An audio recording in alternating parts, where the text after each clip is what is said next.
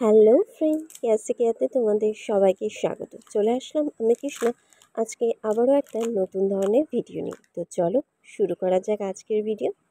আজকে প্রথমেই একটা মাছ আমি করে দেখাবো। সেটার জন্য অল্প কিছুটা ক্লে নিয়েছি এবং ক্লেটাকে এরকমভাবে কিন্তু একটুখানি বাঁকিয়ে নিয়েছি। তারপরে নিচের পোর্শনটা কেটে এরকম আঙ্গুলের সাহায্যে আমি এটাকে প্রেস করে ফ্ল্যাট করে দিচ্ছি। এটাকে কিন্তু খুবই ধীরে ধীরে করতে হবে।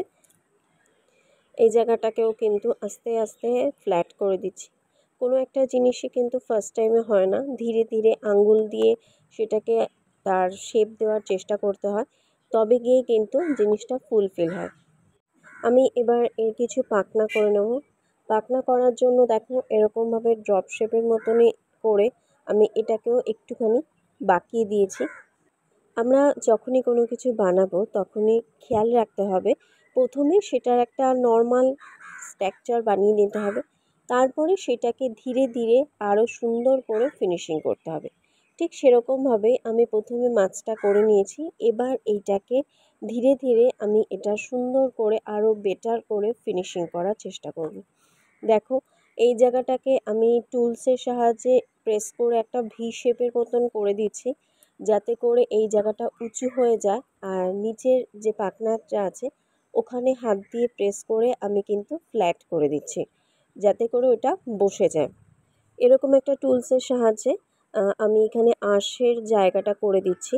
আঁশটা পুরো আমি ওভারঅল করব না, কারণ এখানে অনেক জায়গায় পাখনা হবে, তো সেইগুলো ঢেকে যাবে।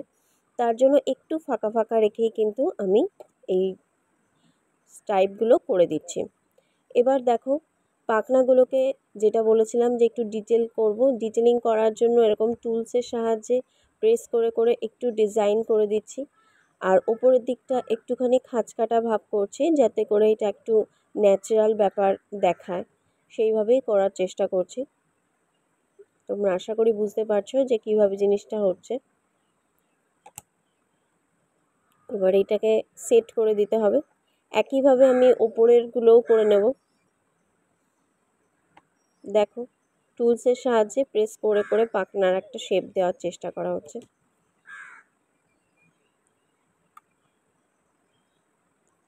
এটাকে ধীরে ধীরে করতে হবে, এটা ওপরের দিকে বসবে।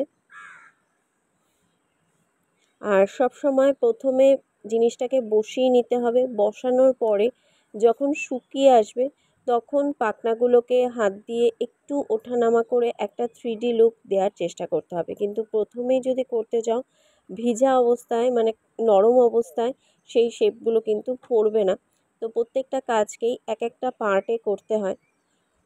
প্রথমে সেটা সিম্পল একটা শেপ দিতে হয়, তারপরে সেটা ডিটেলিং করতে হয়, এবং যখন নাকি 80% শুকিয়ে আসে তখন সেটার একটা 3D লুক করতে হয়। এইভাবে কিন্তু আমরা প্রত্যেকটা কাজ স্টেপ বাই স্টেপ করে থাকি। ধীরে ধীরে আমার মাছটা রেডি হচ্ছে। এবার দেখো এখানে আরও একটা পাখনা আমি অ্যাড করছি।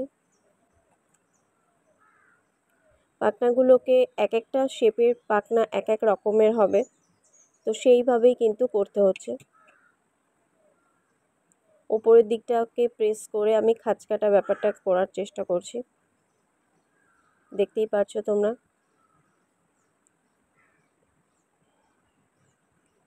এগুলো সমস্ত কিছু প্র্যাকটিসের ওপর আছে।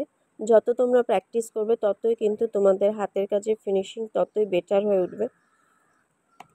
দেখতেই পারলে আমরা এক একটা জায়গার পাখনা কিন্তু এক এক রকম ডিজাইন করে করেছি। এই জায়গাটাকে আরেকটু খাঁচকাটা ব্যাপার আনার জন্য আমি এখানে চাকুর সাহায্যে জিনিসগুলোকে কেটে দিচ্ছি এবং কেটে ফিনিশিংটাকে আরেকটু বেটার করার চেষ্টা করছি। দেখো এই পাখনাটা সব থেকে ছোট।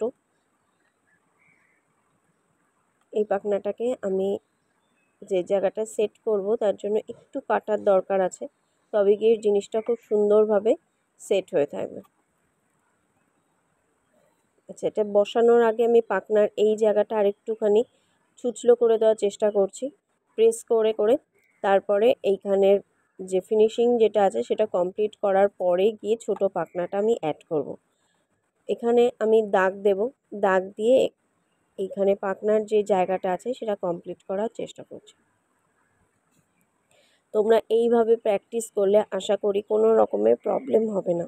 আমি সবসময় চেষ্টা করি একদম সহজ পদ্ধতিতে তোমাদের কাজগুলোকে দেখানো, যাতে করে অনায়াসে যে কেউ সমস্ত কাজই কমপ্লিট করতে পারবে। আমি জানি যদি খুবই টাফ করে দেখানো হয় তাহলে অনেকেই আছে যারা নাকি একদম নতুন কাজ করছে, তারা এই সমস্ত কাজগুলো করতে পারবে না। তো তার জন্যই একদম সহজভাবে, যাতে করে তোমরা সবাই করতে পারো সেইভাবেই করার চেষ্টা করছি। দেখো, এবার ঠোঁটের জায়গাটাও আমি কমপ্লিট করে ফেললাম।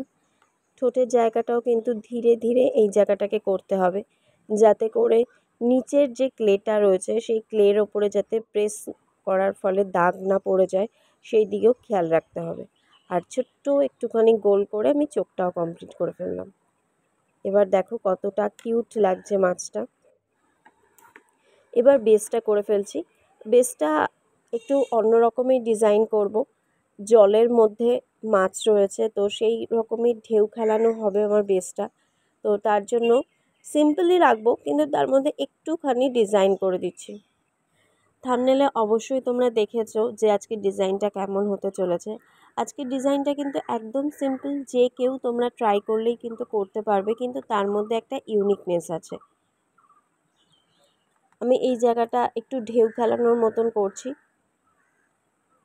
দেখো, জলের যেমন একটা ঢেউ খেলানো ব্যাপার থাকে, এই পাশের শেপটা সেই রকমভাবেই আমি করার চেষ্টা করছি। এবার এইখানে একটু রাফনেস করার জন্য সিরিজ কাগজ দিয়ে আমি প্রেস করে দিচ্ছি। আর এখানে নিডলসের সাহায্যে আমি কিন্তু জলের যে ঢেউ খেলানো ব্যাপারটা থাকে সেটাই করার চেষ্টা করছি। এবার ধীরে ধীরে মাছটা যখন শুকনো হয়ে গেছে, আমি মাছটাকে বসিয়ে দিচ্ছি। আর কিছু ছোট ছোট পদ্মের কড়ি আমি এখানে অ্যাড করব। এটা ধীরে ধীরে করতে হচ্ছে। পদ্মের কড়িগুলো ড্রপ শেপের মতন করে নিয়েছি, এবং একটা মিডিলটা একটুখানি মোটা মতন করব, আর সাইডেরগুলো পাতলা করে কড়িটা কমপ্লিট করে ফেলব। দেখো, ড্রপ শেপের মতন করে ওপর দিকটা একটুখানি চেপে দিলেই কিন্তু বেশ সুন্দর গোল মতন একটা শেপ চলে আসে। যত জিনিসটা গোল মতন একটু হবে, ততই কিন্তু দেখতে বেশি সুন্দর লাগছে। আর পাতলা করে আর একটা পাপড়ি করে নিচ্ছি। পাপড়ির ওপরে হালকা করে এখানে দাগ দিলে একটা ন্যাচারাল ব্যাপার ফুটে আসে। দেখো, তোমরা যদি চাও এই সমস্ত কাজগুলো আরও বেটারভাবে শিখে বিজনেস কিন্তু স্টার্ট করতে পারো নিজেদের মতন করে। সেই শেখানোর দায়িত্ব কিন্তু আমি নিয়েছি। যদি তোমরা একদম নতুন হও তাহলে কিন্তু তোমরা আমাদের বেসিক কোর্স অ্যাটেন্ড করতে পারো। আর তোমাদের মধ্যে যদি অনেকেই মোটামুটি কাজ জানো কিন্তু আরও একটু ভালো কাজ শেখার ইচ্ছা রেখেছো, তো তারাও কিন্তু আমাদের অ্যাডভান্স কোর্স অ্যাটেন্ড করতে পারো। খুব শীঘ্রই কিন্তু আমাদের অ্যাডভান্স কোর্সের ব্যাচ ওপেন হতে চলেছে। তো দেরি না করে আমাদের স্ক্রিনে দেওয়া নাম্বারে আমাদের সঙ্গে যোগাযোগ করে কোর্স অ্যাটেন্ড করতে পারো। তো দেরি না করে চটপট নিজের সিট বুকিং করে ফেলো। আর হ্যাঁ, আমার এই ডিজাইনটা কেমন লাগলো অবশ্যই কমেন্ট করে জানাতে ভুলো না। যদি ভালো লাগে তাহলে একটা ছোট্ট লাইক করে দিও। দেখা হচ্ছে নেক্সট একটা ভিডিওতে অন্য কোনো টপিকের ওপরে। ততক্ষণের জন্য সবাইকে বাই।